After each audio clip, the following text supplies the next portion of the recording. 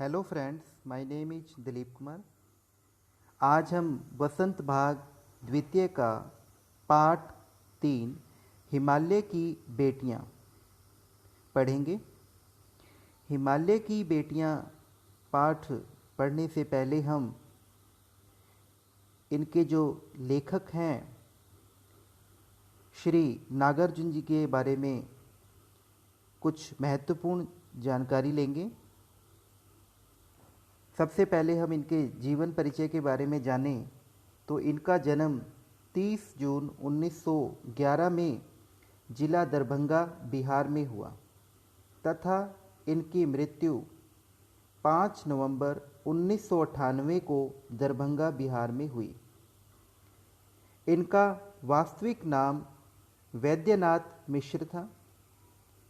नागार्जुन जी हिंदी और मैथिली भाषा के अप्रतिम लेखक और कवि थे। उनकी अनेक रचनाओं में से एक है हिमालय की बेटियां, जिसमें लेखक ने अपनी यात्रा के दौरान हिमालय यात्रा के दौरान हिमालय से निकली हुई नदियों का और उनकी जो शरारतें हैं, उनकी जो गतिविधियां हैं, उनकी चंचलता का बहुत ही सुंदर वर्णन अपने रचना के माध्यम से हमारे सामने किया है।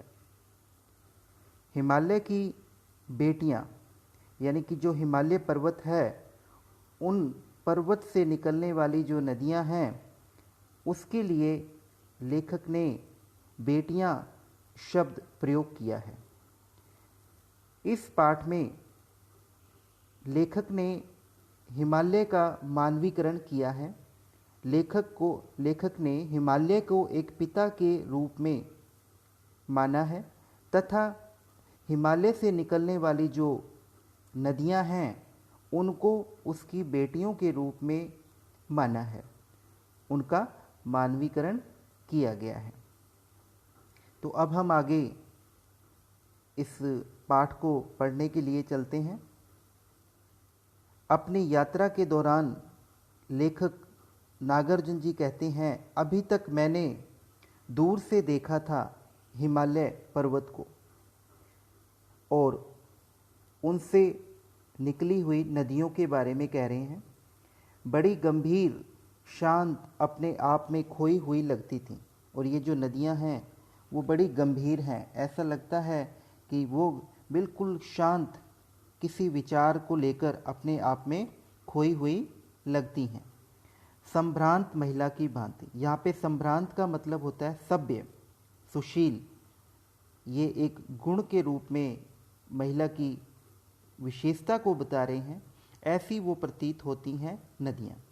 उनके प्रति मेरे दिल में आदर और श्रद्धा के भाव थे, सम्मान के भाव थे उन नदियों के प्रति। माँ और दादी, मौसी और मामी की गोद की तरह उनकी धारा में डुबकियां लगाया करता। और जब लेखक उन नदियों की गोद के अंदर जब डुबकियां लगाया करते थे तो उन्हें ऐसा महसूस होता था जैसे वो अपनी माँ या दादी और मौसी या मामी की गोद में नहा रहे हों। इस प्रकार से कहीं ना कहीं नदियों का जो वात्सल्य रूप है वो लेखक ने प्रकट किया है। परंतु इस बार जब मैं हिमालय के कंधे पर चढ़ा तो वे कुछ और रूप में सामने थी। लेखक कहते हैं कि जब मैं हिमालय पर चढ़ा तो देखा कि इनका जो रूप था वो कुछ अलग ही था। मैं हैरान था कि यह दुबली पतली गंगा, यही यमुना, यही सतलुज समतल मैदान में उतरकर विशाल कैसे हो जाती हैं। आगे कहते हैं लेखक कि जब ये नदियाँ पर्वत से, हिमालय पर्वत से निकलती हैं तो एक पतली धारा के रूप में निकलती हैं, चाहे वो बात गंगा की जाए, चाहे यमुना की, चाहे सतलुज नदी की। और जब ये बहकर धीरे धीरे अपनी यात्रा तय करने के बाद समतल मैदान पर उतर कर आती हैं तो इनका जो रूप है वो बड़ा विशाल या विस्तृत हो जाता है। यह देखकर लेखक को काफ़ी आश्चर्य होता है। इनका उछलना और कूदना, खिलखिलाकर लगातार हंसते जाना, इनकी यह भावभंगी, इनका यह उल्लास कहाँ गायब हो जाता है मैदान में जाकर। आगे लेखक कहते हैं कि जब ये नदियाँ हिमालय पर्वत से निकलती हैं तो ये काफ़ी खुशी के साथ उछल कूद करते हुए अपनी बाल लीला को करती हैं, लेकिन जब ये समतल मैदान पर आकर बहती हैं तो ये जो इनकी बाल लीलाएं हैं, इनकी जो गतिविधियां हैं जो ये करती हैं, वो शांत हो जाती है। उनमें किसी प्रकार का कोई भी बचपना दिखाई नहीं देता। किसी लड़की को जब मैं देखता हूँ, किसी कली पर जब मेरा ध्यान अटक आता है, तब भी इतना कौतूहल और विस्मय नहीं होता जितना कि इन बेटियों की बाल लीला को देखकर। बाल लीला का मतलब है बचपन की लीला, जो एक बच्चा बचपन में अपने बाल्यावस्था में अलग अलग प्रकार की गतिविधियां करता है। लेखक इसमें ये कह रहे हैं, कहाँ ये भागी जा रही हैं, वह कौन लक्ष्य है जिसने इन्हें बेचैन कर रखा है। आगे लेखक कह रहे हैं कि ये जो नदियां हैं ये कहाँ जा रही हैं, इनका लक्ष्य क्या है और इन्हें किसने बेचैन कर रखा है। अपने महान पिता का विराट प्रेम पाकर भी अगर इनका हृदय अतृप्त ही है तो वह कौन होगा जो इनकी प्यास मिटा सकेगा। आगे लेखक कहते हैं कि हिमालय पर्वत जो कि इनके पिता की संज्ञा दी गई है, जिन्हें अगर वो उनके पास रहकर भी उनका जो हृदय है वो तृप्त नहीं हो सकता, तो भला कौन इनकी प्यास को मिटा सकता है। इनके हृदय को, इनके मन को कौन शांत कर सकेगा। बर्फ़ जली नंगी पहाड़ियाँ, छोटे छोटे पौधों से भरी घाटियाँ, बंधुर अधितकाएँ, सरसब्ज उपत्यकाएँ, ऐसा है इनका लीला निकेतन।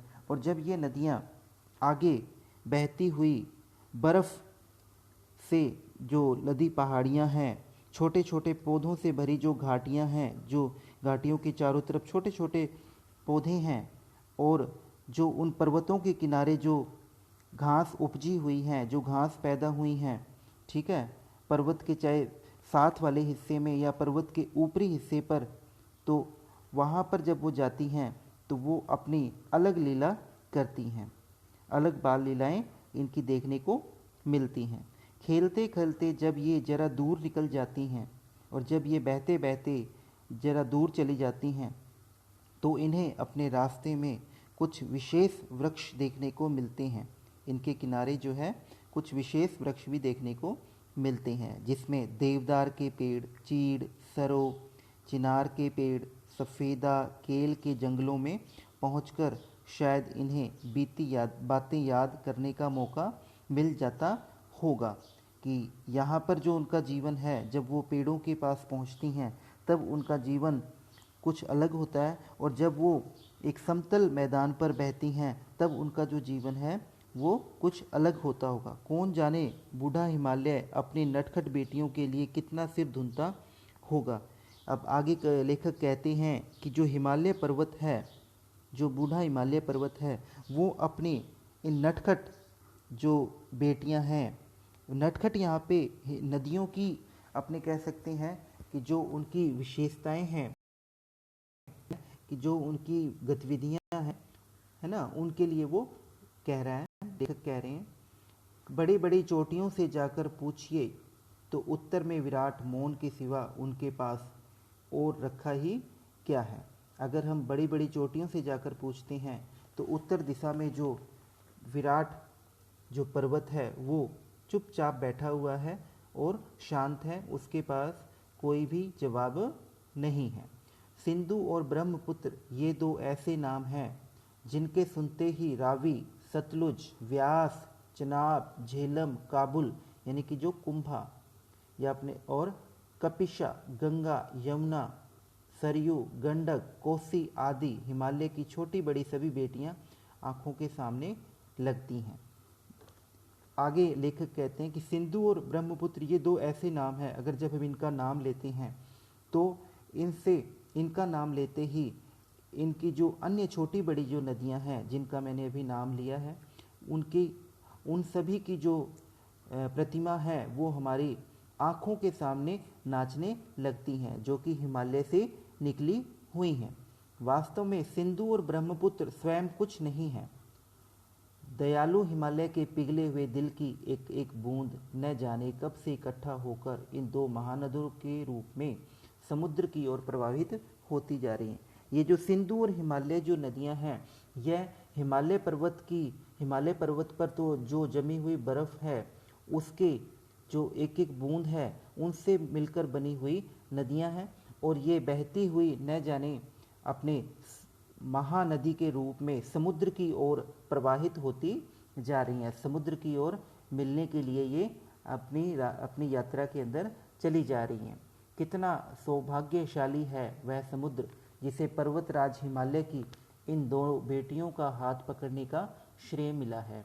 आगे लेखक कहते हैं उस हिमालय पर्वत के लिए कि वास्तव में वो पर्वतराज हिमालय कितना सौभाग्यशाली है जिन्हें उनकी जो बेटियां हैं अपने सिंधु और ब्रह्मपुत्र उसका हाथ पकड़ने का श्रेय समुद्र को मिला है। वह समुद्र वास्तव में बहुत ही भाग्यशाली है। यहाँ पे पर्वतराज किसके लिए आया है? हिमालय पर्वत के लिए, जो उसकी जो नदी है सिंधु और ब्रह्मपुत्र उसके बारे में कह रहे हैं, जिन्होंने मैदानों में ही इन नदियों को देखा होगा, उनके ख्याल में ही यह बात आ सके कि बूढ़े हिमालय में गोद में बच्चियां बनकर ये कैसे खेला करती हैं।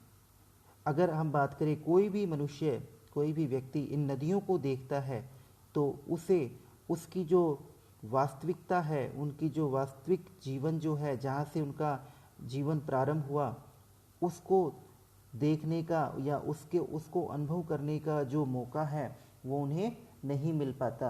किस प्रकार यह जो छोटी बड़ी नदियां हैं ये अपने बूढ़े हिमालय पिता की गोद में एक बच्ची बनकर कैसे खेला करती हैं, जैसे कि हम बच्चे अपने माँ बाप की गोद में खेला करते हैं। माँ बाप की गोद में नंग धड़ंग होकर खेलने वाली इन बालिकाओं का रूप पहाड़ी आदमियों के लिए आकर्षक भले ना हो, लेकिन मुझे तो ऐसा लुभावना प्रतीत होता है। वह रूप की हिमालय को ससुर और समुद्र को उसका दामाद कहने में कुछ झिझक नहीं होती। आगे लेखक कहते हैं कि किसी को अगर इनका रूप जो है आकर्षक भले ना लगे, लेकिन मुझे तो बहुत ही इनका जो रूप है बड़ा ही अपनी तरफ खींचने वाला प्रतीत होता है, अपनी तरफ आकर्षित करने वाला प्रतीत होता है, क्योंकि हिमालय जो हैं वो समुद्र के ससुर हैं और हिमालय के जो दामाद हैं वो समुद्र हैं। तो ऐसा कुछ रिश्ता जो है, जो लेखक हैं इस प्रकार से आपस में इनका संबंध बताना चाहते हैं। तो आज हम इस पाठ में इतना ही पढ़ेंगे।